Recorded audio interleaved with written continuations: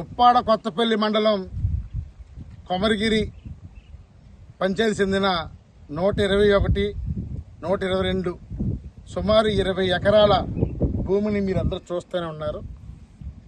ఇది తరతరాలుగా అంటే 1949లోనే ఇది రిజిస్ట్రేషన్ కాబడింది. ఇది అడంగల్లో కూడా ఉంది. సుమారుగా 35 మంది బలహీన వర్గాలు చెందిన రైతులు దీన్ని పండించుకుని బతుకుతున్నారు. దీన్ని పక్కనున్న గ్రామస్తులు కొంతమంది వీళ్ళ మీద ఉన్న కోపంతో దీన్ని దేవస్థానం భూమి అని చెప్పి కోర్టులోకి వెళ్లి ఇక్కడ స్థానికంగా ఉన్న deputy chief minister Pawan Kalyan గారికి, జిల్లా కలెక్టర్ గారు అందరూ కూడా ఒప్పించి ఈరోజు వీళ్ళందరూ పట్టుకొట్టారు. ఈరోజు మీరు చూస్తే 3 రోజుల క్రితం ఈ ఎండోమెంట్ డిపార్ట్మెంట్ వచ్చి పోలీసులతో వచ్చేసి జెండాలు పది చేసి వీళ్ళ షెడ్లు ఇవన్నీ కూడా పీకి చేసి ఈ రైతులందరినీ బయట పంపించేశారు. ఎక్కడైనా దేవస్థానం భూముల్ని పేదలకు ఇవ్వడం చూసాం, లేదా రైతులు ఆక్రమణ చూసాం. ఇక్కడ విచిత్రంగా కనపడిన దేవుడి కోసం కనిపించే మనుషుల్ని, రైతుల్ని నాశనం చేసే ప్రక్రియ చేపట్టారు.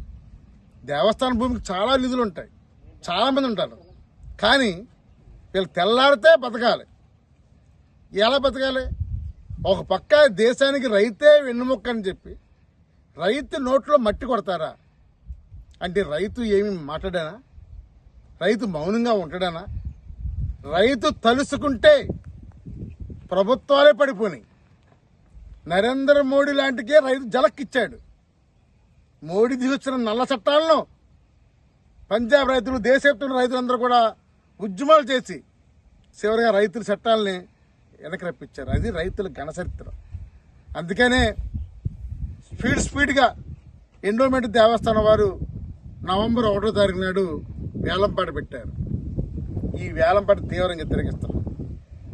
ఈ వేలంపాటని అడ్డుకోవటం ఖచ్చితంగా ఈ కాకినాడ జిల్లాలో ఉన్న అన్ని రాజకీయ పార్టీలు, అన్ని ప్రజా సంఘాలు, అన్ని సామాజిక సంఘాలు అందరూ వచ్చి అడ్డుకోవాలి.